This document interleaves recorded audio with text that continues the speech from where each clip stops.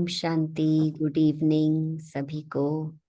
हमारे Hindi talk series में एक बार फिर से बहुत बहुत स्वागत है। और जैसे हमने लास्ट वीक दिवाली के बारे में जाना कि दिवाली माना सिर्फ मनाना यही नहीं है, लेकिन देना भी है कि कैसे हम दे करके सच्चा सुख पाए। तो हमारे साथ में लास्ट वीक मंदा बहन थे और उन्होंने बहुत सारी बातें हमें सुनाई और हमने भी अपना कंट्रीब्यूट किया उसमें कि हम क्या क्या दे सकते हैं। किसी को गुड विशेस दे सकते हैं, किसी को टाइम दे सकते हैं, स्माइल दे सकते हैं। तो आप सभी ने भी पार्टिसिपेट किया था, तो सभी ने अच्छे से दिवाली भी मनाई होगी। तो अभी आज का हमारा टॉपिक है भाई दूज। और भाई दूज हमें भाईचारे की याद दिलाता है, द फीलिंग ऑफ ब्रदरहुड। तो ये जो त्योहार आते हैं कैसे हमें याद दिलाते हैं हमारा ही जो ट्रेडिशन है, हमारे जो संस्कार हैं, कि हर एक त्योहार का एक अलग अलग मीनिंग है। और जब हम कुछ स्पिरिचुअलिटी से जुड़ते हैं तो उसे उसकी गहराई में जानने का हमें मौका मिलता है। तो भाई दूज के बारे में सभी थोड़ा बहुत तो जानते ही हैं कि बहनें भाई को तिलक देती हैं, मुख मीठा कराती हैं, आदि आदि। और उसकी बहुत सारी कहानियां भी हैं। लेकिन उसको हम गहराई से समझ करके अपने जीवन में उससे क्या हम सीख लें और वो हमारे डे टू डे लाइफ में कैसे वो मदद कर सकता है, तो उसको समझाने के लिए आज हमारे साथ में हैं बी के प्रमोद दीदी। आप सोनीपत से ही जुड़े हैं हमारे साथ में। सो हम दीदी का भी बहुत स्वागत करते हैं, वेलकम करते हैं। और दीदी का मैं थोड़ा परिचय देना चाहूंगी। सो आप पिछले 40 वर्षों से, दैट्स लॉन्ग टाइम, 40 वर्षों से आप ईश्वरीय सेवा में ब्रह्मा कुमारी से जुड़े हुए हैं और आप समर्पित रूप से अपनी सेवाएं दे रहे हैं। वर्तमान में आप सोनीपत में सुख शांति भवन सेंटर का नाम है। तो आप सोचो, इतना सुंदर नाम है सेंटर का ही, तो सुख शांति भवन के द्वारा ही सुख शांति मिलती है। तो आप कितनी सुंदर एक्टिविटीज वहां पर करते होंगे। और आप बहुत ही जगह जगह आप जैसे आसपास में भी, ना सिर्फ सेंटर में ही, लेकिन काफी सारी आपके नियरली 50 आसपास में स्थान है सोनीपत के आसपास, जहाँ पर आप ब्रह्मा कुमारी की एक्टिविटीज को कोऑर्डिनेट करते हैं। और आप एक बहुत अच्छे कुशल वक्ता हैं। और आप स्कूल कॉलेजेस में भी आप प्रवचन के लिए आप जाते रहते हैं। और खास कैसे दूसरों के जीवन में सुख शांति प्राप्त हो, ना, आपकी ये भावना रहती है। और मैं भी दीदी को बहुत समय से जानती हूँ, बचपन से ही उनसे मिलना होता रहता था। तो जब भी हम मिलते थे तो कुछ ना कुछ, जैसे कि हम बड़ों से प्रेरणा लेते हैं, शिक्षा लेते हैं, उनके जीवन को देखकर हमें लगता था कि कितना सुंदर जीवन है, हमें भी ऐसा जीवन बनाना है। तो एक जैसे कि एक सटल बहुत ही सूक्ष्म बात जैसे सबकॉन्शियस माइंड में बचपन से ही वो फिट हो गई थी। सो आज हम दीदी से भाई दूज के विषय पर सुनेंगे और उसका आध्यात्मिक रहस्य। तो थैंक यू दीदी। अभी हम आपसे निवेदन करते हैं, आप अपना विचार रखें इस टॉपिक पर। ओम शांति। सबसे पहले भाई दूज की हम सभी को बहुत बहुत मुबारक हो, मुबारक हो, मुबारक हो। भारतवर्ष त्योहारों की भूमि, स्वयं निराकार परम पिता परमात्मा की अवतरण भूमि, कर्म भूमि और देवताओं की भी कर्म भूमि है। और हर त्योहार के साथ कुछ ना कुछ विशेष रूप से विशेषताएं जुड़ी हुई हैं, कुछ आध्यात्मिक रहस्य जुड़े हुए हैं, उसके साथ साथ पौराणिक कथाएं जुड़ी हुई हैं। सबसे बड़ी बात, हमारे जो पूर्वज थे बहुत बड़े साइंटिस्ट थे। हर त्योहार के साथ एक ना एक साइंस का मेथड जुड़ा हुआ है। हर त्योहार के पीछे एक साइंस है। देखा जाता है भाई दूज भाई भाई की दृष्टि को पक्का करने का त्योहार है।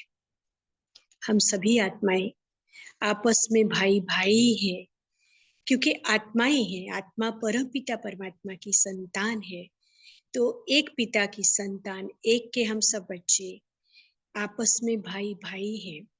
लेकिन भाई भाई की दृष्टि सदा याद नहीं रहती है, भूल जाते हैं। भूलने के कारण ही दुख, अशांति और परेशानियों का सामना करना पड़ता है। देखा जाता है कि दीपावली हमारा 5 दिन का विशेष पर्व है। सबसे पहले दिन धनतेरस आती है। धनतेरस अर्थात धन तेरा, अर्थात सब कुछ तेरा, क्योंकि परमात्मा पिता हम सबको ज्ञान धन लुटाता है। तो उस ज्ञान धन को पाकर हम समृद्ध हो जाते हैं। हमारे जीवन में वैल्यूज आ जाती हैं, और वैल्यू बेस्ड जीवन जो होती है वो बहुत बड़ी ब्लिसफुल जीवन होती है। उससे हमको ब्लेसिंग्स मिलती हैं। तो परमात्मा की ब्लेसिंग्स में पलने वाले बच्चे बहुत महान शख्सियत बन जाते हैं। दूसरा दिन कहा जाता है छोटी दिवाली, अर्थात थोड़ा थोड़ा हम आत्मिक स्मृति में रहना शुरू करते हैं। 5 दिए जलाते हैं आज छोटी दिवाली के दिन। लेकिन दीप से दीप जले, जब अनेकों दीपक जल जाते हैं तो दीपमाला बन जाती है, तो बड़ी दिवाली मनाई जाती है। बड़ी दिवाली तो हम सब जानते ही हैं कि बेहद सेवा का अभिप्राय है। परमात्मा पिता जब धरा पर आते हैं तो हर आत्मा की ज्योति जगाते हैं। तो जब बहुत सारी आत्माओं की ज्योति जग जाती है तो दीपमाला बन जाती है। तो जन जन की ज्योति जलाना अर्थात दीपावली मनाना। तीसरे से फिर चौथा दिन आता है जिसमें विश्वकर्मा डे, अर्थात नए विश्व का नव निर्माण होता है। उसका हम दिन मनाते हैं। उसके साथ साथ अन्नकूट मनाते हैं। इस त्योहार को भी सब लोग बहुत बहुत उमंग उत्साह से मनाते हैं। और तीसरा इसमें निहित है गोवर्धन पूजा, क्योंकि गोबर भी एक धन है। गोवर्धन पर्वत की पूजा कही जाती है कि श्री कृष्ण ने एक उंगली पर गोवर्धन पर्वत को उठाया था, और उस गोवर्धन पर्वत की आज भी लोग परिक्रमा लगाने के लिए दूर दूर से मथुरा वृंदावन जाते हैं, तो गोवर्धन परिक्रमा करके आते हैं। 5वां दिन होता है भाई दूज का त्योहार। देखा जाए जिस समय हम संपूर्ण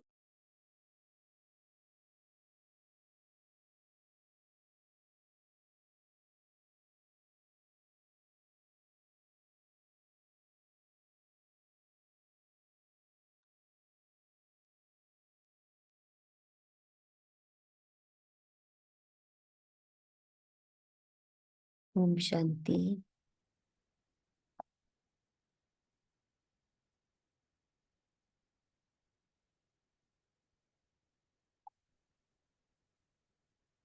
की रक्षाबंधन और दूसरा भाई दूज, ये सबसे पवित्र, सबसे सुंदर, सबसे अच्छा, स्नेह का सूचक, भाई बहन के प्यार का प्रतीक ये त्योहार मनाया जाता है।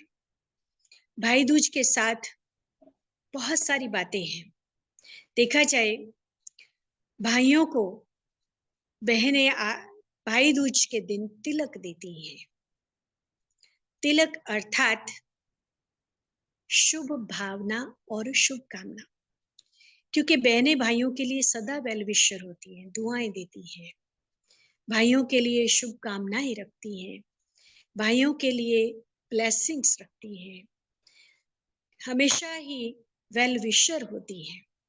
बहन अपने आप में भले परेशान भी क्यों ना हो, लेकिन सदा चाहती है मेरा भाई खुश रहे, सुखी रहे। जो मैंने अच्छा पाया है वो मेरे भाई को भी मिलना चाहिए। तो हम बहनें भी ये शुभ भावना रखती हैं कि संपूर्ण विश्व की जो आत्माएं हैं, तो परमात्मा पिता से जो हम वर्षा लेते हैं उन सभी आत्माओं को, क्योंकि वो हमारे भाई हैं, मिलना चाहिए। और भाई दूज में तिलक की विशेष महत्व होती है। और तिलक हम सब जानते हैं किसे दिया जाता है। तिलक उसे दिया जाता है जो विजयी आत्मा होती है। भारतवर्ष में जिस समय कोई रणभूमि में जाता है तो उसको विजय की स्मृति दिलाने के लिए उस व्यक्ति को अंतरात्मा में ये भाव भरने के लिए आप हो ही विजयी रतन, तो जाते समय भी तिलक दिया जाता है। जिस समय वो विजयी होकर के लौटता है तो वापसी पर भी तिलक दिया जाता है। तो विजय का प्रतीक है तिलक। देखा जाए तो जिस समय हम आत्माएं परमात्मा पिता से संपूर्ण ज्ञान अर्जित करके विकारों के ऊपर, व्यसनों के ऊपर, कुरीतियों के ऊपर विजय प्राप्त करते हैं, तब हमको भाई दूज के दिन ये तिलक मिलता है। दूसरा, तिलक निशानी है विकर्मा जीत बनने की, कि जिस समय हम विकारों के ऊपर संपूर्ण विजय पहनते हैं, उससे पहले भी आत्म स्मृति का तिलक है और विजयी होने के बाद भी तिलक है, अर्थात वो राज तिलक का प्रतीक है। क्योंकि माया पर जीत हुई, माया के साथ साथ प्रकृति पर भी जीत होती है, क्योंकि ये शरीर भी एक प्रकृति है, क्योंकि 5 तत्वों से मिलके बना है। क्योंकि जब तक हम कर्मेंद्रियां जीत नहीं बनेंगे, प्रकृति जीत नहीं बनेंगे, तो माया जीत भी नहीं बन सकते हैं। अगर माया जीत बनना चाहते हैं तो हमें प्रकृति जीत बनना पड़ेगा। प्रकृति जीत के साथ साथ हमें विकारों के ऊपर भी विजय प्राप्त करनी पड़ेगी, क्योंकि बड़ी बड़ी बातों पर तो विजय प्राप्त हो सकती है। काम, क्रोध, लोभ, मोह, अहंकार तो बहुत बड़ी बातें आती हैं, लेकिन उनके साथ उनके छोटे छोटे बाल बच्चे भी अनेक हैं, जैसे ईर्ष्या है, द्वेष है, राग है, शोक है, नफरत है, भय है, वैमनस्य है। तो इनके ऊपर भी विजय प्राप्त करने के लिए हमें तिलक की आवश्यकता है, क्योंकि तिलक अर्थात आत्मिक स्मृति में सदा टिके रहना। तो जितना जितना हम अपने को आत्मा निश्चय करते हैं, उतना उतना हम देह अभिमान की बीमारी से भी मुक्त हो जाते हैं। क्योंकि एक है देह भान, एक है देह अभिमान और एक है देह अहंकार।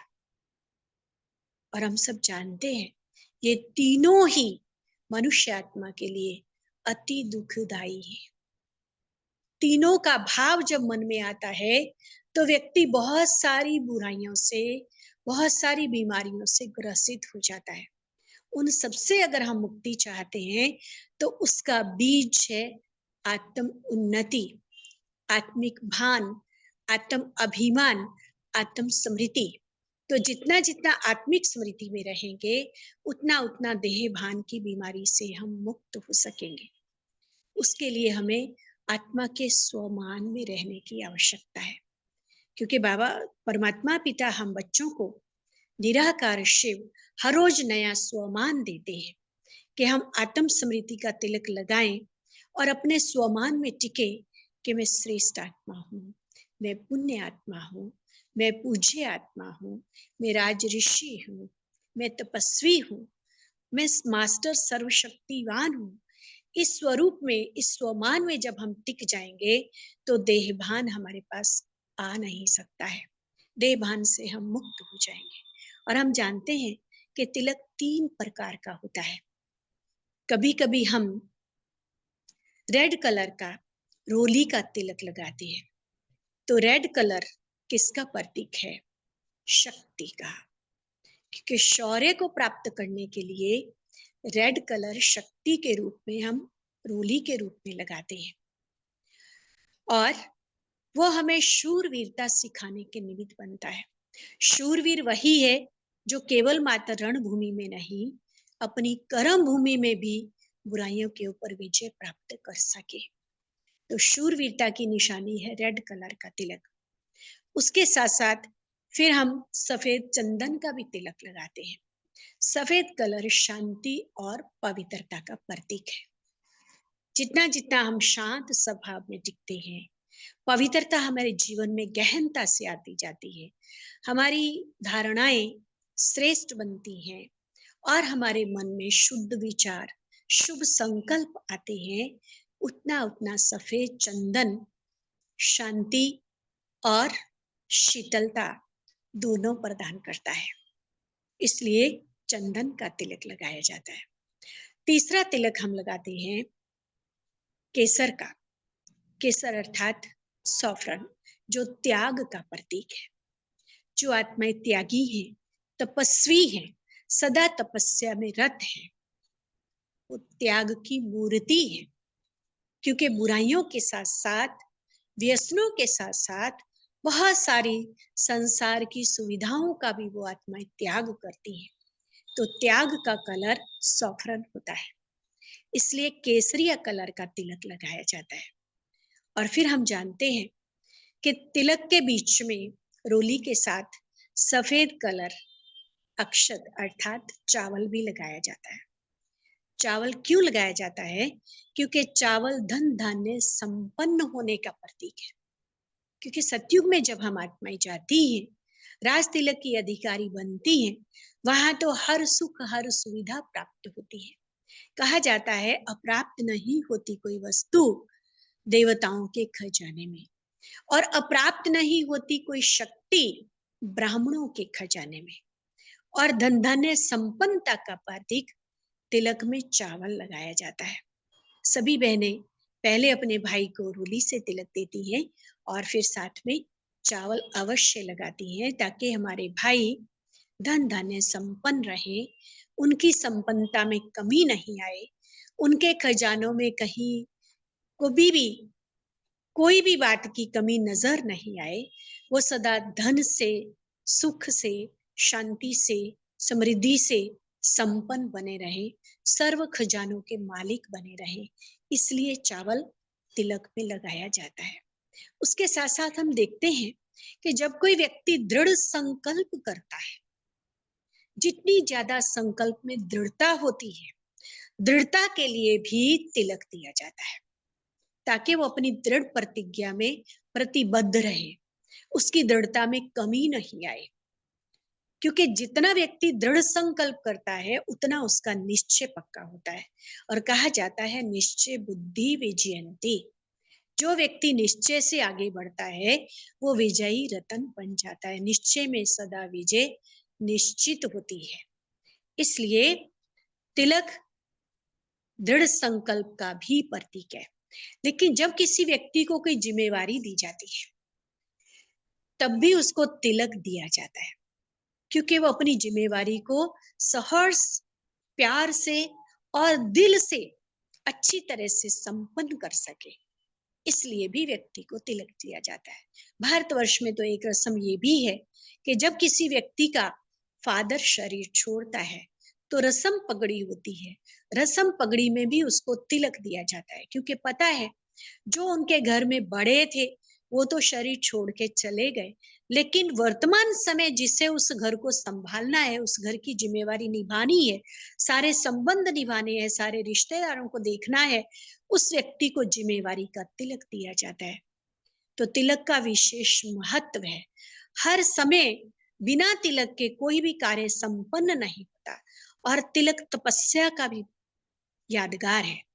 जो व्यक्ति तपस्वी होता है, क्योंकि वो आत्म दीपक सदा जगा के रखता है, उसकी आत्मा की ज्योति सदा जगी रहती है, तो तपस्या के रूप में भी तिलक का यादगार है। क्योंकि तपस्वी व्यक्ति सदा तिलकधारी, सदा ताजधारी, सदा तख्त नशीन होता है। क्योंकि तपस्वी है तो जरूरी नहीं वो राजा बन के ही तख्त पर बैठेगा, वो अपने भ्रकुटी सिंहासन पर सदा बैठा हुआ है।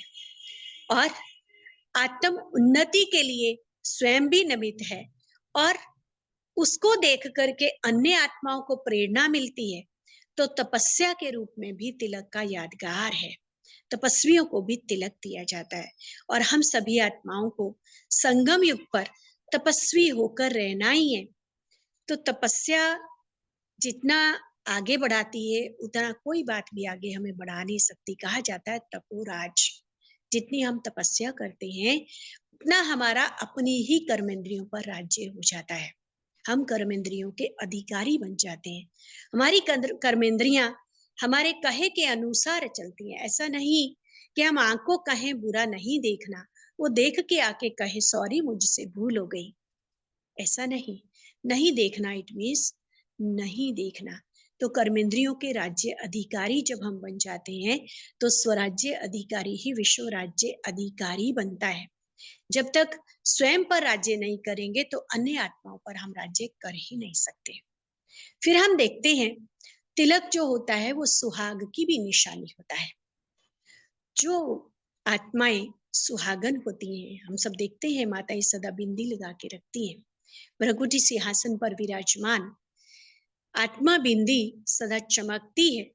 तो सुहाग की निशानी भी तिलक है, क्योंकि हम जानते हैं हम सबका शिव साजन निराकार परम पिता परमात्मा है। तो जितना जितना हम उसकी स्मृति में रहते हैं उसके साथ हमारा बुद्धि योग जुटा रहता है। सदा हमारे बुद्धि में एक बाप समाया हुआ होता है। तो बाप भी है, टीचर भी है, सतगुरु भी है, साजन भी है, स्वामी भी है, सखा भी है। उससे जिस संबंध को हम जोड़ना चाहें उसी संबंध को जोड़ सकते हैं, उस संबंध से हम उसे याद कर सकते हैं। तो परमात्मा पिता शिव साजन हम सभी आत्माओं का है, इसलिए अखुट सौभाग्य अखंड सौभाग्य की निशानी भी तिलक लगाया जाता है, जो हम सभी आत्माएं आत्म स्मृति में टिक कर इस तिलक को सदा का रखते हैं कि हम सदा सुहागवती हैं। फिर हमें याद आता है एक प्रसंग। एक बार हमें भाग्य मिला था मथुरा सेवा में जाने का, तो हम 3 मास वहां सेवा में रहे। तो सेवा में जब जाते हैं तो जरूर आसपास के एरिया में भी सेवा करते हैं। तो जैसे ही हम जा रहे थे, एक जगह कोर्स था, बहुत सारे लोग इकट्ठे होते थे, तो हमारा 10:30 बजे का सुबह का टाइम होता था। तो लेकिन उस दिन हमने देखा रास्ते में जमुना का मार्ग था।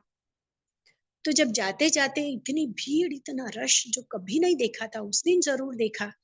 तो जो माता जी हमारे साथ जाती थी, हमने उनसे पूछा, माता जी आज यहाँ इतनी भीड़ क्यों है?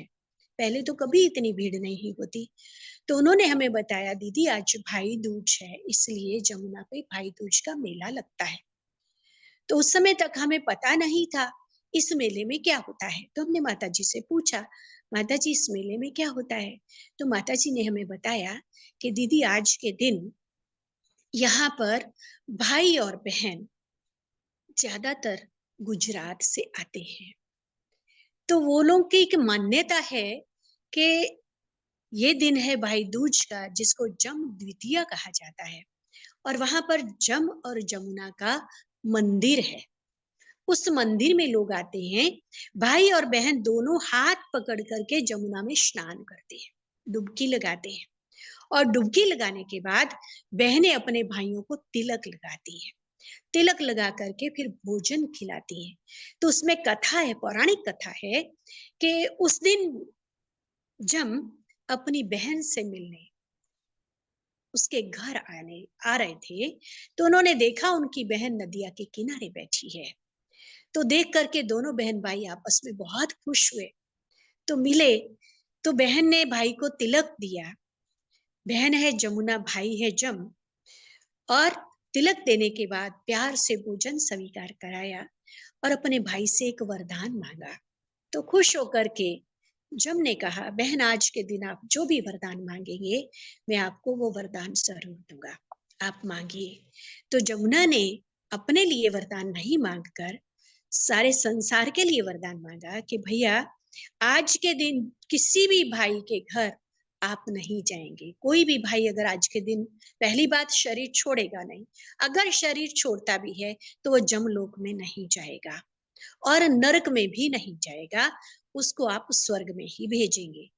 ऐसा वरदान जमुना ने अपने भाई जम से प्राप्त किया था। उसी का यादगार आज भी मथुरा में जम और जमुना का मंदिर बना हुआ है।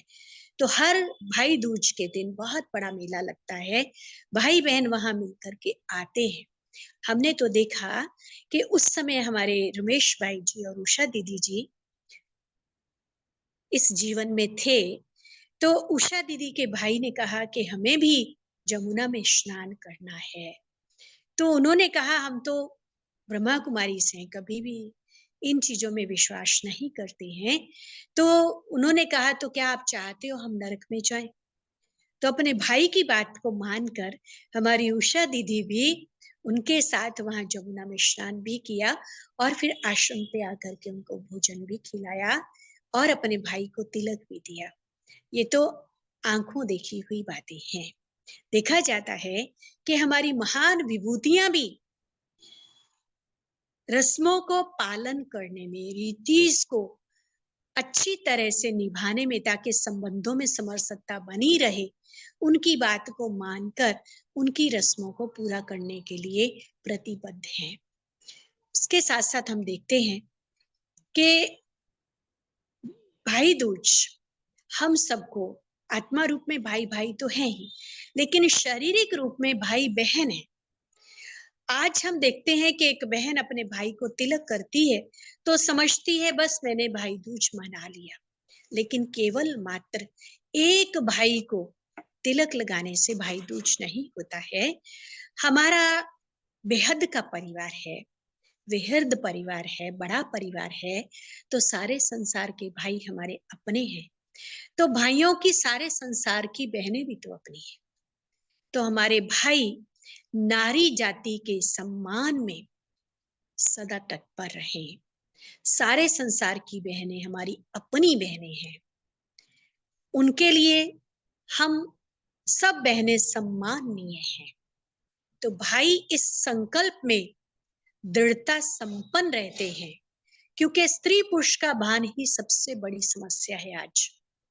अगर भाई ये सोचना शुरू कर दे सारे संसार की स्त्रियां हमारी बहनें हैं, तो कोई भी समस्या आज आ नहीं सकती, नारी के सम्मान को कभी ठेस नहीं पहुंच सकती। जो हम आज देखते हैं कि जगह जगह पर नारी के लिए क्या क्या हो रहा है, वो कभी हो नहीं सकता, क्योंकि भाई बहन की इज्जत के लिए सदा कल्याणकारी रहता है, सदा बहन की इज्जत बचाने के लिए तत्पर रहता है, प्रतिबद्ध रहता है, वचनबद्ध रहता है। तो इसलिए सारे भाइयों के लिए ये संदेश है कि सारी नारियों के सम्मान में सदा ही अपने भावों को पवित्रता में बांधकर अपने मन को पक्का करें कि हम अपनी बहनों की इज्जत के रखवाले सदा बन करके रहेंगे। तभी हमारा भाई दूज मनाना सार्थक होगा और बहनें भी इस संकल्प में दृढ़ रहें कि सारे संसार के भाई हमारे अपने भाई हैं। एक भाई को तिलक नहीं दे करके हमें सारे भाइयों को भले ही संकल्प रूप में दें, सारे संसार में तो पहुंच नहीं सकते शारीरिक रूप में, लेकिन संकल्प रूप में दें। सृष्टि ग्लोब पर बैठकर अच्छी तरह से सारे संसार को तिलक दें। जब सारा संसार तिलकधारी बन जाएगा तो ताजधारी भी बन जाएगा और तख्त नशीन भी बन जाएगा, तो संसार में कोई भी समस्या नहीं रहेगी। उसके साथ साथ हम देखते हैं कि केवल मात्र भोजन स्वीकार कराने की बात नहीं है, ज्ञान का भोजन हम सभी भाइयों को स्वीकार कराते हैं और ज्ञान का भोजन शक्तिदायक है और ज्ञान से समझ आती है। समझकर हम जब चलते हैं तो समझदारी से चलना कहा जाता है सदा हितकारी, क्योंकि जो भी कार्य हम समझदारी से करते हैं वो सदा हितकारी करते हैं, सदा अच्छा करते हैं, सदा शुभ करते हैं। तो शुभ कार्य करने के लिए, सदा आगे बढ़ने के लिए, सदा उन्नति करने के लिए हमें परमात्मा पिता जो ज्ञान का भोजन खिलाते हैं, बहनें अपने भाइयों को वही ज्ञान का भोजन खिला करके वसुदैव कुटुंबकम की भावना को प्रेरित करती हैं। सारा संसार एक विश्व परिवार है, सारा संसार हमारा भाई है, तो ये भावना सबका भला हो, सब सुख पाए, सर्वे संतु निरामया की भावना से हम आगे बढ़ते हैं तो संसार से दुख अशांति के बादल छट जाते हैं। कभी भी दुखी नहीं हो सकते, कभी अशांत नहीं हो सकते और आत्मिक भाव में आते हैं तो अमरत्व को प्राप्त करते हैं, अमर आत्मा बन जाते हैं। तो जितना जितना अमरत्व होता जाएगा उतना उतना दुख अशांति के बादल छटते जाएंगे। फिर हम जानते हैं कि मेरा मेरा जब हम कहते हैं, मेरा भाई, मेरी बहन, मेरे बच्चे, मेरा पति, जब मेरे मेरे के बंधन में आते हैं तो मर जाते हैं, तेरा तेरा कहते हैं तो तैर जाते हैं, क्योंकि एक पिता की संतान है, सब उसी के हैं।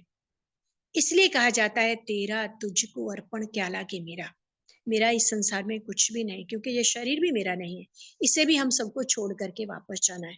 ये तो अल्पकालीन एक ड्रेस हम सबने पहनी है, बुद्धि में मेरा मेरा लाते हुए हम फंस गए। फंसे रहेंगे तो फटकना मुश्किल, इसलिए फंसने से छूटना है और संकुचित होकर के नहीं चलना है। बेहद की दृष्टि, बेहद की वृत्ति में चलना है। केवल लौकिक भाई मेरा नहीं, सारा संसार अलौकिक परिवार है। उस अलौकिक भाव को जब आगे बढ़ाएंगे तो सारे संसार को तिलक देकर हम सारे संसार की बहनें बन जाएंगी, तो भाई दूज इतना सुंदर मना सकेंगे जो आज तक कभी नहीं मनाया होगा। लेकिन हम जानते हैं कि माया अर्थात बुराइयां, 5 विकार कोई ना कोई पेपर ला करके हम सबको हिलाने की कोशिश करती है, और माया का कार्य ही है हिलाना, लेकिन हम सबको हिलना नहीं, क्योंकि मेरा तो एक बाप दूसरा ना कोई, एक परमात्मा मेरा है। तो माया अपने जाल से हमको फंसाएगी, लेकिन हमें उसके जाल में फंसना नहीं, मेरे मेरे में नहीं फंसना है, मेरे को तेरा करके उस जाल से निकलना है, क्योंकि सारा संसार मेरा है। केवल मात्र 1-2 भाई मेरे नहीं है, सारे संसार के भाई मेरे हैं। इस बात को बहुत अच्छी तरह से पक्का करना है। भाई भाई की भावना जितनी हमारे मन में रहेगी, उतना हम माया के जाल से निकले हुए रहेंगे, क्योंकि आत्मिक भाव, आत्मिक भान सदा हमको आगे बढ़ाता है और विकर्मों से बचाता है, राज्य अधिकारी बनाता है, क्योंकि हम तो हैं ही सन्यासी। सन्यासी अर्थात घर बार का सन्यास करने वाले नहीं। घर बार का सन्यास करना बड़ी बात नहीं, लेकिन घर बार में रहते हुए बुराइयों का सन्यास करना, ये सबसे बड़ी बात है। कुरीतियों का सन्यास करना, विकर्मों का सन्यास करना, इलविल की फीलिंग का सन्यास करना, ये सबसे बड़ी बात है। क्योंकि आज छोटी छोटी बातों में इलविल की फीलिंग आती है, लेकिन परमात्मा पिता हम सबको इलविल की फीलिंग से भी निकालते हैं। क्यों? क्योंकि सर्वे संतु निरामया, सर्वे भवन्तु सुखना, क्योंकि ये संसार हमारा है, हम सब मिलकर के इस संसार को आगे बढ़ाने वाले हैं। तो जितना सुख की कामना अन्य आत्माओं के लिए करेंगे, उतना हम स्वयं सुखी होकर के अन्य आत्माओं को भी सुखी बना सकते हैं, औरों को भी आगे बढ़ा सकते हैं। बढ़ाना ही आगे बढ़ना है। तो ये त्योहार हमें समरसता लाने के निमित्त बनाते हैं, भाई भाई की दृष्टि पक्की कराने के निमित्त बनाते हैं, और संसार को सुखी बनाने के निमित्त बनाते हैं। जिस समय हम दूसरों का भला सोचते हैं, तो भला को अगर हम उल्टा करते हैं तो हो जाता है लाभ। तो भला सोचने में सबका लाभ समाया हुआ है। क्यों? क्योंकि भला जब सोचेंगे तो दुआएं देंगे, दुआएं लेंगे, सुख देंगे, सुख देंगे, ना दुख देंगे, ना दुख लेंगे। तो इस संसार में दुख अशांति के बादल सदा के लिए छट जाएंगे, और ये संसार सुखमय संसार बन जाएगा। इस संसार को सुखमय बनाने के लिए हम देखते हैं आज मनुष्य आत्माओं में भय बहुत ज्यादा है, क्योंकि किसी को मृत्यु का भय है, किसी को प्रमोशन ना होने का भय है, किसी को भविष्य की चिंता का भय है, किसी को पास्ट के विकर्मों के खाते को चुकतू करने का भय है, किसी को तन का भय है, किसी को मन का भय है, किसी को जन का भय है, किसी को संबंध का भय है। तो यहाँ में एक छोटी सी कहानी याद आती है। कहते हैं कि एक बार एक व्यक्ति ने एक हाउस हायर किया, मकान किराए पे लिया, लेकिन जिस समय उस मकान में उसने आकर के रहना शुरू किया, तो उसने देखा कि उसमें तो एक इवल सोल रहती है, भूत रहता है। अब भूत से तो सब लोगों को डर लगता है, लेकिन वो व्यक्ति बहुत समझदार था। उसने क्या किया? भूत को दोस्त बना लिया, दोस्त बना करके प्यार से उसके साथ चलने लगा। चलते चलते एक दिन उससे कहता है कि भैया आप मेरा एक काम करोगे? उसने कहा जरूर करूंगा, दोस्त है तो दोस्ती निभानी पड़ेगी ना, इसलिए मैं आपका काम जरूर करूंगा। तो उससे पूछा आप भगवान से मिलने जाते हो? कहता हाँ मैं भगवान से मिलने जाता हूँ, समय प्रति समय जाता रहता हूँ। तो भगवान को मेरा एक संदेश दे दोगे? बोला जरूर दूंगा, दोस्ती की है निभानी पड़ेगी। तो मेरा एक संदेश भगवान को देना कि मेरे जीवन के 7 दिन बढ़ा दे। उसने कहा ठीक है, मैं भगवान के पास जाऊंगा तो कह दूंगा। वो गया भगवान के पास और उसने जाकर के भगवान को कहा कि भगवान, मेरा एक दोस्त है, वो चाहता है उसके जीवन के 7 दिन बढ़ा दिए जाए। भगवान ने कहा, मैं लॉ मेकर हूँ, लॉ ब्रेकर नहीं हूँ, मैं किसी भी लॉ को ब्रेक नहीं करता, इसलिए उसको कहना उसके जीवन के 7 दिन बढ़ नहीं सकते, जितने मिले हैं उतने ही जीने पड़ेंगे। तो वापस आया, आकर के अपने दोस्त को बताया कि दोस्त, तेरे जीवन के 7 दिन तो बढ़ नहीं सकते। उसने कहा ठीक है, दोबारा जाओगे? तो कहने लगा हाँ, दोबारा भी जाऊंगा। जब दोबारा जाओगे तो आप ऐसा करना, भगवान को कहना कि मेरे जीवन का 1 दिन कम कर दो। वो फिर गया भगवान के पास, कहा अच्छा बढ़ा नहीं सकते, तो मेरा दोस्त कहता है उसके जीवन का 1 दिन कम कर दो। तो भगवान कहने लगा 1 दिन कम भी नहीं हो सकता। तो वापस लौट के आके उसने कहा दोस्त, तेरे जीवन का 1 दिन कम भी नहीं हो सकता। तो वो दोस्त खुशी से नाचने लगा, मिठाइयां बांटने लगा, खुशियां मनाने लगा। उसने पूछा इतने खुश क्यों हो रहे हो? कहने लगा जब भगवान भी 7 दिन बढ़ा नहीं सकता, 1 दिन कम नहीं कर सकता, तो चिंता किस बात की? चिंता करने की तो कोई बात ही नहीं है। मेरे जीवन का भय निकल गया। मेरे को सबसे ज्यादा भय था मृत्यु का। अब मैं मृत्यु से भी निर्भय हो गया हूँ। क्यों? क्योंकि जिंदगी तो बेवफा है, एक दिन ठुकराएगी। मौत महबूबा है, अपने साथ लेके जाएगी। जब 1 दिन बढ़ नहीं सकता, 1 दिन कम नहीं हो सकता, 7 दिन बढ़ नहीं सकता, तो मेरे को कोई भय नहीं है। मैं भय मुक्त हो गया हूँ। तो हम सब आत्माओं को भी भय मुक्त होकर के मैं चेतन ज्योति, चेतन शक्ति, अति सूक्ष्म दिव्य सितारा, ज्योतिर्मय बिंदु आत्मा हूँ। आत्मिक दृष्टि से हम सब आत्माएं एक पिता की संतान हैं, एक बाप के बच्चे हैं। आपस में हम सब भाई भाई हैं। इस नाते को जब हम पक्का करेंगे तो हम सभी आत्माओं का संबंध उस निराकार परमपिता परमात्मा के साथ जुट जाएगा। और जितना गहरा संबंध हमारा उसके साथ जुट जाएगा, उतना हम उससे प्यार, पालना, स्नेह, शक्ति, आनंद, खुशी, सर्व खजाने, सर्व शक्तियां जितनी चाहें उतनी लूट सकते हैं, क्योंकि भगवान हर रोज अमृत वेले अपने सर्व खजाने खोल कर बैठा है। जितना लूटना चाहें उतना हम लूट सकते हैं, जितना प्राप्तियां करना चाहें उतनी कर सकते हैं। यही वो समय है। इस संगम युग में ही हम सबको, इस प्राप्तियों की बेला में ही हम सबको प्राप्तियों से भरपूर संपन्न कर रहा है। और अभी नहीं तो कभी नहीं। यही समय है, जितना लेना चाहें उतना ले सकते हैं। क्यों? यही समय है जिस समय हम अपने संकल्पों को शुद्ध बनाते हैं, पवित्र बनाते हैं, अपने जीवन में भाई भाई के पवित्र नाते को लेकर आते हैं, तो उससे हमारे संकल्प में शुद्धि आ जाती है। और शुद्ध संकल्प जो चाहे वो कराता है, क्योंकि विधि से सिद्धि मिलती है। इसलिए कहा जाता है सिद्धि साध्य विधि यतम। जो कार्य विधि से किया जाता है उससे संकल्प सिद्ध होते हैं, लेकिन उसके लिए संकल्पों में शुद्धता चाहिए। जैसे आप जानते हैं कि एक प्लेन को उड़ाने के लिए डबल रिफाइंड पेट्रोल की आवश्यकता होती है, ऐसे हमारे बुद्धि रूपी विमान को उड़ाने के लिए भी शुद्ध संकल्प अर्थात प्योर थॉट्स, पवित्र संकल्पों की आवश्यकता होती है।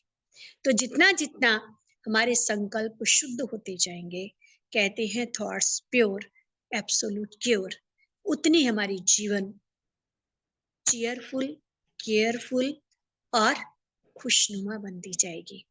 खुशनुमा जीवन तो हर कोई चाहता है, कौन नहीं चाहता है? हर व्यक्ति को जीवन में खुशियां चाहिए। इन खुशियों को मनाने के लिए ही हम त्योहार मनाते हैं, और ये त्योहार हमारे जीवन में उमंग उत्साह भरते हैं। उमंग उत्साह लाने के लिए ही हम उत्सव मनाते हैं। तो सदा हमारा जीवन उत्सव बना रहे, हर दिन, हर घड़ी, हर पल हमारा जीवन उत्सव बन जाए, उत्साह की जीवन से हम आगे बढ़ते रहें, ऐसी हम सबकी आप सबके लिए शुभ भावना, शुभकामना है कि आपका जीवन सदा आनंद में रहे, खुशनुमा रहे, सदा धन धान्य से आप संपन्न बने रहें, सर्व शक्तियों से, सर्व गुणों से सुसज्जित होकर के आगे बढ़ते रहें, ऐसी हमारी शुभ भावना, शुभकामना है। तो फिर से आप सभी को भाई दूज की बहुत बहुत मुबारक हो, मुबारक हो, मुबारक हो। शुभ भावना है, शुभकामना है, सदा आगे बढ़ते रहे, फलते फूलते रहे। Thank Om you. शांति। थैंक यू सो मच दीदी। आपने तो जैसे कहावत है, गागर में सागर भर दिया। माना इतनी सारी बातें आपने आ, हमें बताई। और खास मुझे भी बहुत अच्छा लगा। और आज ही एक्चुअली भाई दूज भी है ना, 15 तारीख को। सो जी भाई दूज सिर्फ एक ही दिन मनाने का दिन नहीं है। तो जैसे दीदी ने याद दिलाया कि ये तो एक शुभ संकल्प सभी भाइयों के प्रति, सभी आत्माओं के प्रति। और कितनी सुंदर बात सुनाई आपने। Thoughts pure so absolute cure. और फिर क्या बन जाएंगे? चीयरफुल। ना, तो अगर हमारे संकल्पों में शुद्धि आ जाएगी तो फिर हमारा तन मन भी स्वस्थ रहेगा और जन जन भी स्वस्थ रहेगा। और कितनी आपने, मुझे तो इतनी पौराणिक कथाओं की जानकारी भी नहीं थी, और जो हमारे साथ भाई बहनें जुड़े हैं उनको भी नहीं होगी, मैं समझती हूँ। जम और जमुना की कहानी आपने सुनाई। और यमदूत जिसे हम कहते हैं, कई लोग जम कहते हैं, कई लोग यम कहते हैं। तो जस्ट टू क्लैरिफाई कि यमदूत और जमुना जी की कहानी और उन बहन भाई की कहानी, तो कितना अच्छा वरदान उन्होंने सिर्फ अपने लिए नहीं मांगा लेकिन सभी भाइयों के लिए मांगा। और तिलक की बात आपने सुनाई। कितने प्रकार के तिलक होते हैं। और तिलक निश्चय बुद्धि, माना जब किसी को जिम्मेवारी सौंपते हैं तो भी उसको तिलक दिया जाता है। और दृढ़ निश्चय होता है तो निश्चय बुद्धि विजयंती। और कितने कलर की भी ना, कई बार हम कलर से भी शक्ति का प्रतीक होता है, उसकी भी बातें सुनते हैं। तो आपने रेड कलर की भी बात सुनाई, तो सफेद कलर की भी सुनाई, तो केसरिया कलर, सैफ्रॉन कलर की भी बात सुनाई। तो कितनी सारी बातें हमें सीखने को मिली। मैं अभी एक प्रश्न पूछना चाहूंगी दीदी, कि जो जी जैसे आपने सुनाया कि सभी को भाई भाई की दृष्टि से देखें, तो हम तो सिर्फ जैसे अपने ही भाई को भाई जो हमारे घर परिवार में होते हैं उनको तो हमारा रिश्ता जैसे उनसे बहुत घनिष्ठ संबंध होता है। तो जी औरों को भाई भाई देखने की प्रैक्टिस किस आधार पर करें, उसका माना उसके पीछे लॉजिक क्या है? क्यों हम हर एक को आत्मा भाई के रूप में देखें? देखा जाए, हम जिस स्थान पे रहते हैं, ये हरियाणा, हरियाणा के लिए कहा जाता है जहाँ हरि का आना होता है। क्योंकि लौकिक संसार में लोग समझते हैं कुरुक्षेत्र में श्री कृष्ण ने गीता ज्ञान दिया, तो इसलिए हरियाणा को हरि का आना की भूमि माना जाता है। और यहाँ की विशेषता है कि यहाँ बड़े छोटे, इवन मोस्ट दादी अपने पोते को भी कहती है भाई, बेटे को भी कहती है भाई, आपस में भी सब लोग भाई भाई बोलते हैं। देखा जाता है कि शारीरिक नाते में तो बहुत सारे संबंध हैं, पति पत्नी का है, बाप बेटे का है, माँ बच्चे का है, चाचा ताऊ काका का है, मामा का है, अनेकों संबंध हैं।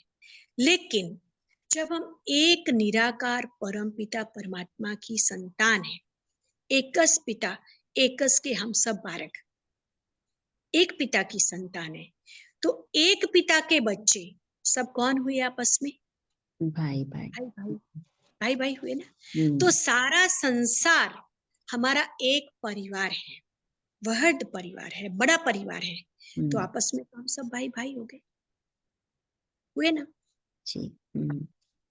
Very good. लेकिन खुदा दोस्त भी कहते हैं, भगवान हमारा दोस्त भी है। तो हम्म। आपस में भले हम दोस्ती का नाता भी निभाते हैं, भाई का नाता भी निभाते हैं, लेकिन आत्मिक भान जहां होता है हम्म। वहां भाई भाई की दृष्टि पक्की हो जाती है।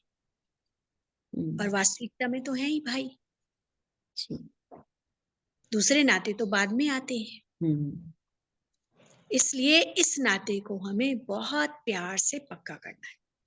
हम्म, यहाँ कोई किसी को नहीं भी जानता होता, हरियाणा की ये विशेषता है, ना जानने वाले भी एक दूसरे को भाई कहते हैं, भाई जरा सहयोग दे, भाई जरा ये काम कर, भाई जरा ये काम कर, क्योंकि यहाँ भाई भाई पक्का हुआ है। हम्म, तो इसलिए इस नाते को जितना हम सब पक्का करते हैं, उतना हमारा अपना भी कल्याण होता है, अन्य आत्माओं का भी कल्याण होता है। ये हम्म, संपूर्ण विश्व के कल्याणकारी वृत्ति का प्रतीक है, कल्याण की भावना का प्रतीक है भाई। क्योंकि भाई का भाई से बहुत ज्यादा प्यार होता है।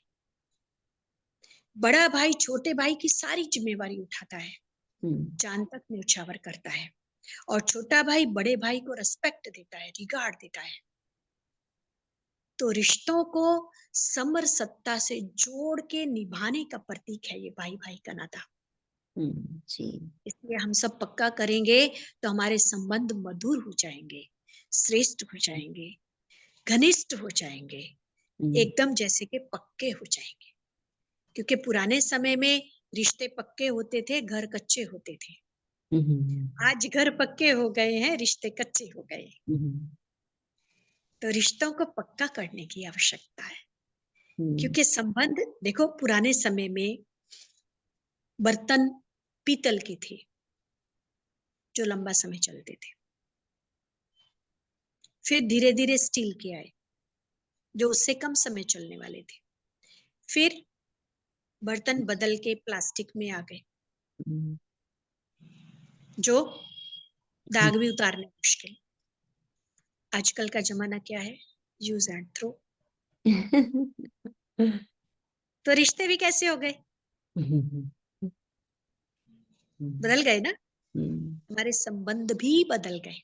जैसे जैसे हमारे संस्कार बदले तो हमारे व्यवहार बदले, हमारे आहार बदले, हमारा आचार बदला, सब कुछ बदलता चला गया। लेकिन जो हम थे, हमारी जो पुरातन संस्कृति थी, वो संस्कारों वाली संस्कृति थी। आज संस्कार लुप्त होते जा रहे हैं। हमारी संस्कृति जो हमारी धरोहर थी वो लुप्त होती जा रही है। उसी संस्कृति को फिर से अगर हम लाना चाहते हैं, सतयुगी दुनिया का स्थापना करना चाहते हैं, उसी संसार में जाना चाहते हैं, तो हमें अपने संस्कारों के साथ साथ अपनी संस्कृति को और अपने ब्रदरहुड को कायम करना पड़ेगा। ये हमारी नींव है, फाउंडेशन है। फाउंडेशन जितना पक्का होता है, बिल्डिंग उतनी अच्छी होती है। इसलिए इस फाउंडेशन को हमें बहुत अच्छे से गहराई से पक्का करना पड़ेगा। जी, बहुत सुंदर। इतनी सुंदर बात आपने सुनाई भाईचारे की, और वो मैं समझती हूँ कहीं ना कहीं वो जैसे कि हमें मेमोरी में है, लेकिन उसको अभी हमें प्रैक्टिकल में अप्लाई करना है कि जिसको भी हम देखें, जिसको भी हम मिले, वो आत्मिक भाव से ये आत्मा मेरा भाई है। शरीर को, भाषा को, रंग रूप को ना देख करके उस दृष्टि से जब हम देखेंगे तो वो जैसे कि एक प्योर फीलिंग, प्योर थॉट्स के रूप में वो उजागर होगी। और आपने भी आगे मेंशन किया था कि कैसे वसुधैव कुटुंबकम नो, जो हमारे भारतवर्ष में ये स्लोगन है हमारा, और अभी तो ये बहुत पॉपुलर हो गया है।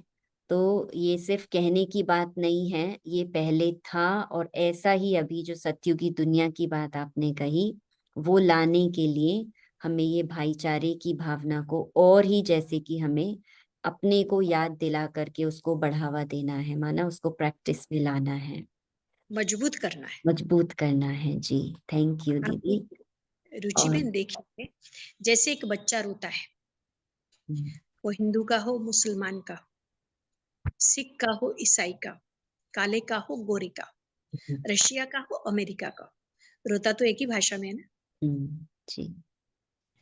देखिए, सब लोग रशियन नहीं जानते, लेकिन बच्चा किस भाषा में रोता है? रशियन में तो नहीं रोता। उस रोने वाले बच्चे के लिए, भले वो किसी का भी हो, दूसरे लोग, भले रशियन रो रहा है, लेकिन अमेरिका वाले को भी फीलिंग तो वही आती है ना जो रशियन को आती है। रोने की कोई भाषा नहीं होती।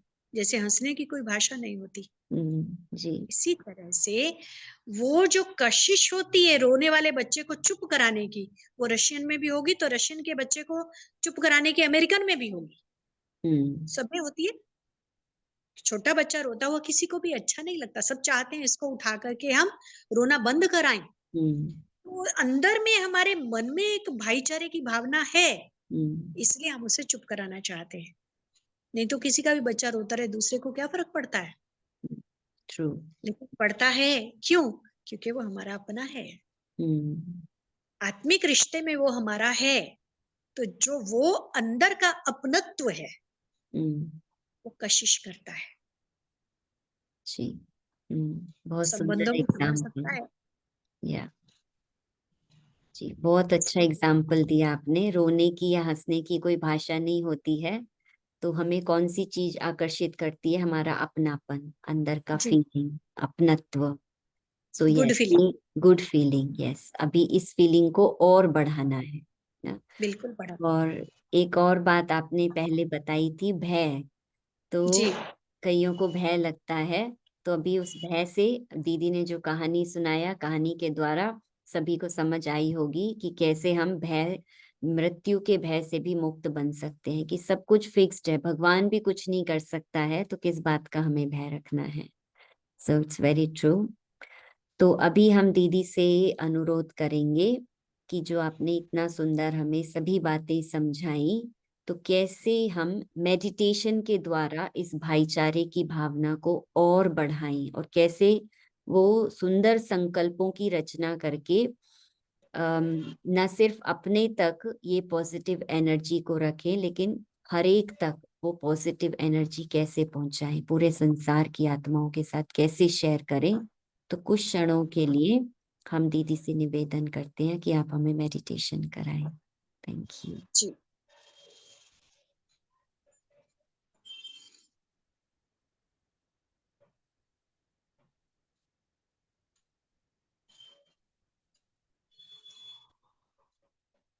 ओम शांति।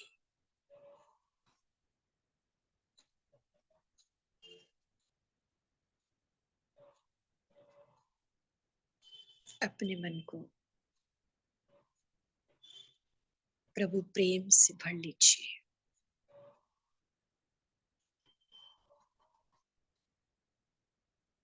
गहराई से सोचिए,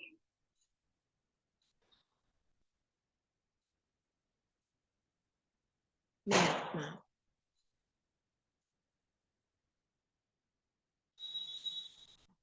प्रकृति सिंहासन पर विराजमान,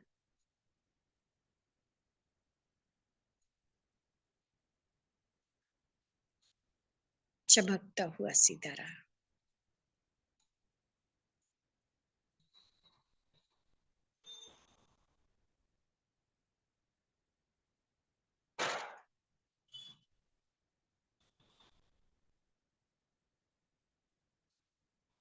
सत्य हूँ, चेतन हूँ,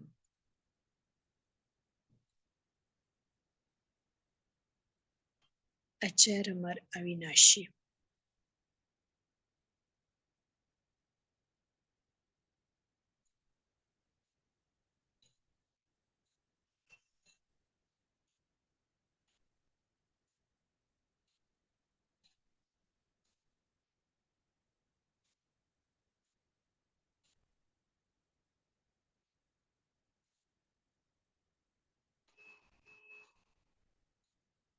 इस सारे संसार की आत्माएं हूँ,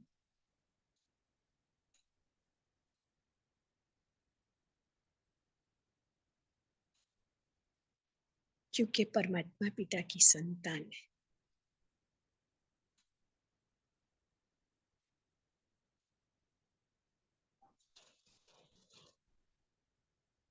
एक पिता की संतान होने के नाते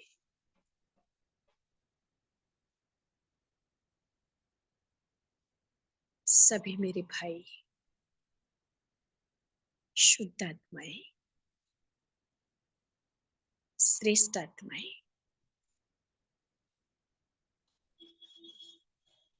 शांत चित्त आत्माएं,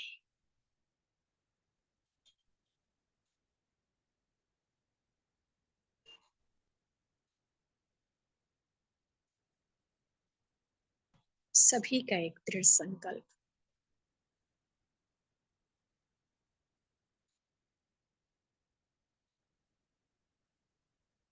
दुख अशांति की इस दुनिया से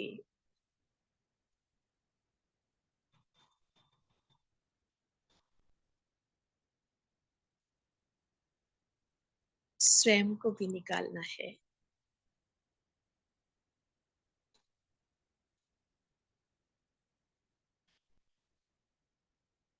और सर्व आत्माओं को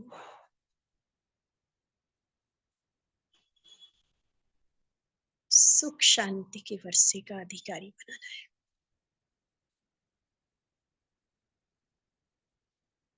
जो अधिकार केवल मात्र निराकार परम पिता परमात्मा से ही प्राप्त हो सकता है।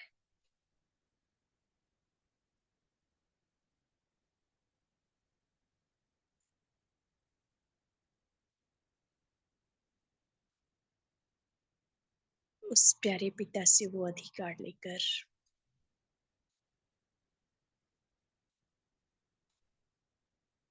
सर्व आत्माओं रूपी भाइयों को देने वाली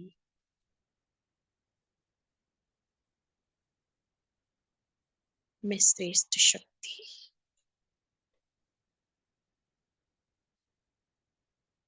महादानी आत्मा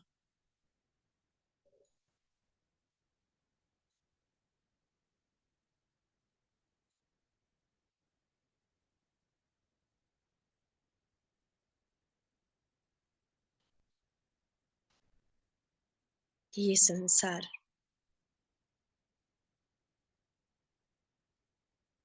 अति सुंदर, अति प्यारा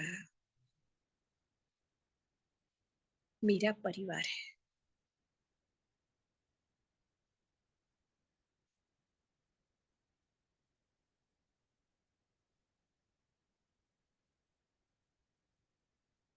इस मेरे परिवार को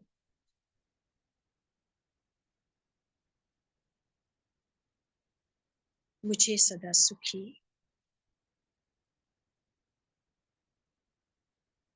सदा प्रेम में, सदा आनंद में बनाना है।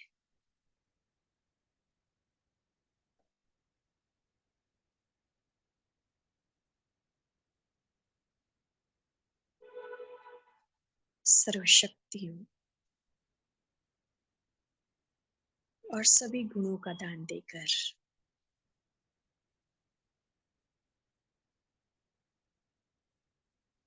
अपने संपूर्ण परिवार को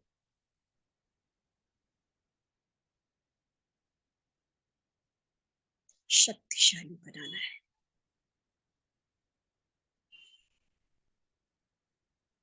क्योंकि सर्वशक्तिवान की संतान मैं मास्टर सर्वशक्तिवान आत्मा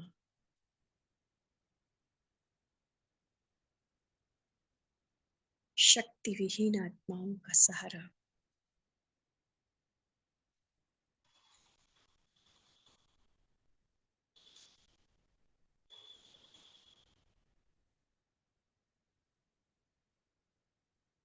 इस शक्तिशाली परिवार में यूनिटी है,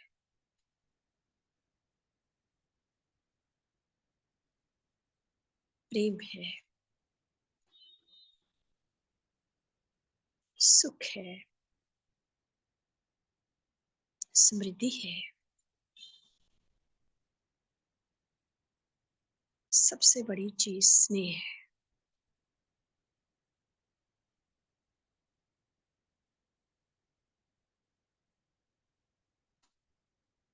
और ये स्नेह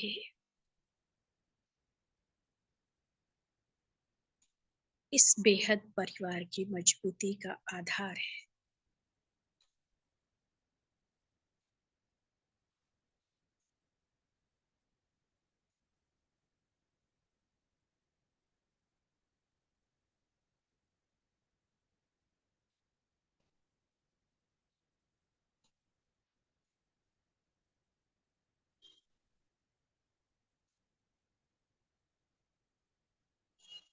जब सारा संसार स्नेह और शक्ति से परिपूर्ण है,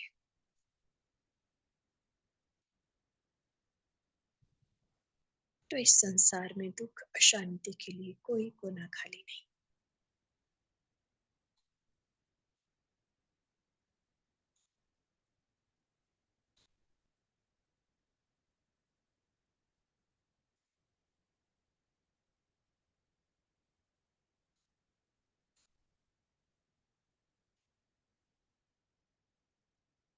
और यही परिवार स्वर्ग की दुनिया स्थापन करने का आधार है।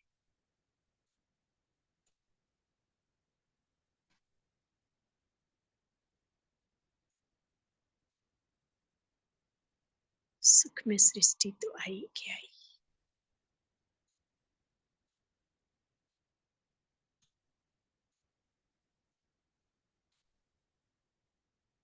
वो दिन दूर नहीं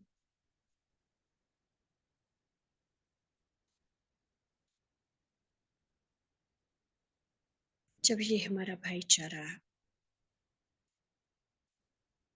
हमें सुख में सृष्टि का अधिकारी बनाएगा।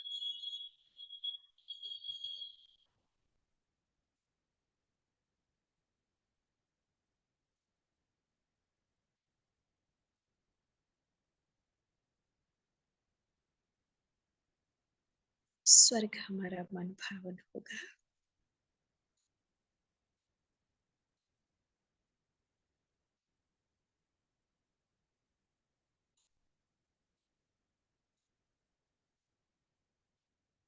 भाई भाई की दृष्टि से बहुत समीप है।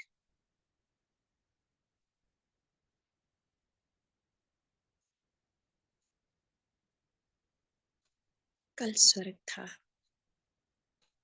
आज नरक है, कल फिर स्वर्ग होगा।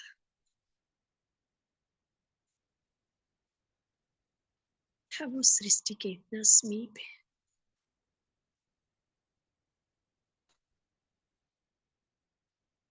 केवल मात्र ब्रदरहुड की भावना से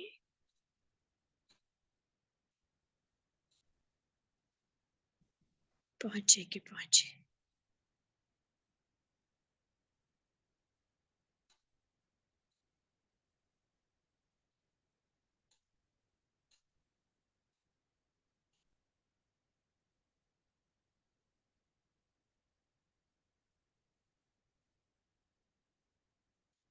शांति।